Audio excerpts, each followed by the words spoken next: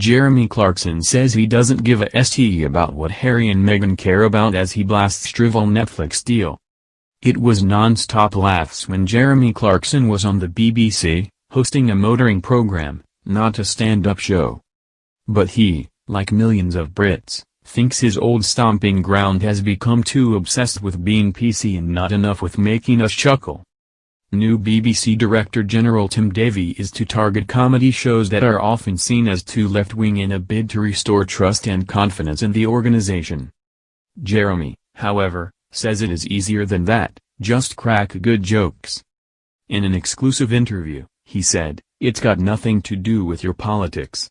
Are you a funny person? It doesn't matter where you went to school, what color you are, whether you've got breasts, a scrotum, it simply doesn't matter. It's, are you funny?" There was an old commissioner at the BBC who used to say, years ago, "Beware, beware, the man who cares. If someone comes to sell me this documentary about something that they feel passionately about, it'll be CP." All films made about something where the director is trying to get a message across, whether it's diamonds in Africa or whatever, aren't as good as they could have been if somebody couldn't have given a st. Jeremy's comments about making films and shows which the directors are obsessed with are very timely. Just a day before we speak, Prince Harry and wife Meghan Markle signed a deal worth more than £110 million with streaming giant Netflix. A toe-curling statement from the couple promised they would create content that informs but also gives hope. And I doubt that will prompt Jeremy to shell out £8.99 a month on a subscription anytime soon. He said, "They will be drivel. £100 million to make shows and films that inform and give hope? Kill me. I'd be much better making their programs, as I don't give a st about anything they give a st about. Just awful."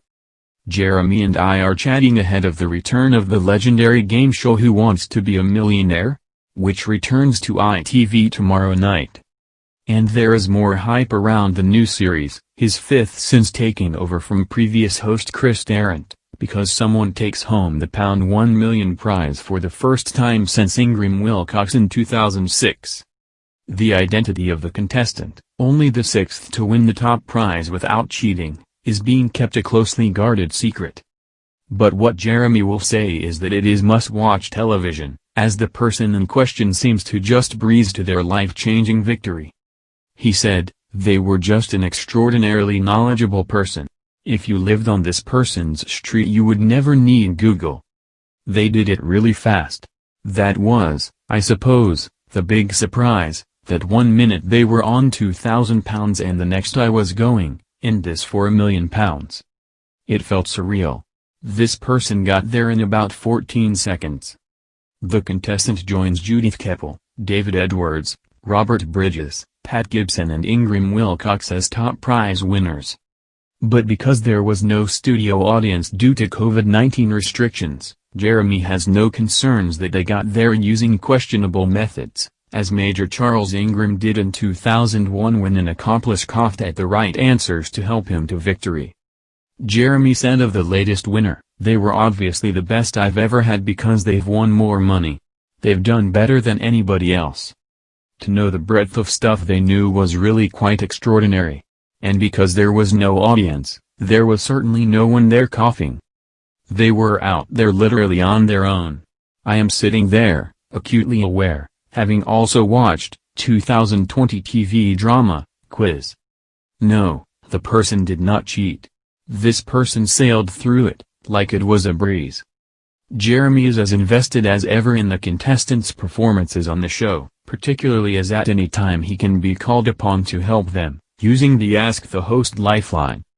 But he was relieved that the punter was confident in their own intelligence rather than looking to him for help on the 15th and final question. Asked if he knew the answer, Jeremy said, "I did not, even though I had read up extensively on that subject matter only 5 months earlier for something we were doing for the Grand Tour. We did a 90-minute program on that exact subject a few months earlier. I'd read countless books on it. It's gone in one ear and out the other for me.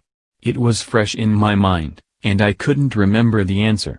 They hadn't done that and did know the answer. It's gone in their ear and stayed there." He continued, obviously, the £1 million winner steals the series. But what I can say is we had so many good contestants and we've given away a lot of money this series. We had some very, very, very good contestants.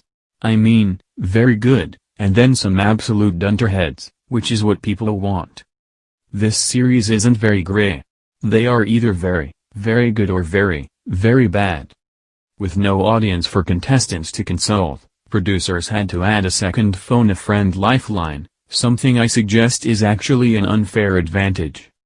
But Jeremy says the audience, despite not being as bookish as the contacts of some of those in the hot seat, are still very useful.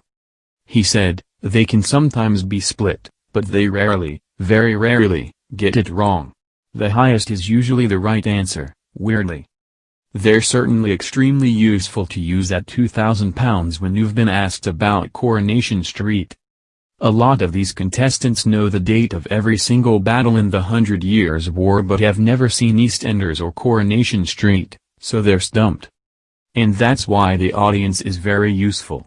And often their friends are similarly bookish, so the audience is useful for that. I'd have had a coronary if they'd suggested that we let contestants ask the host whys.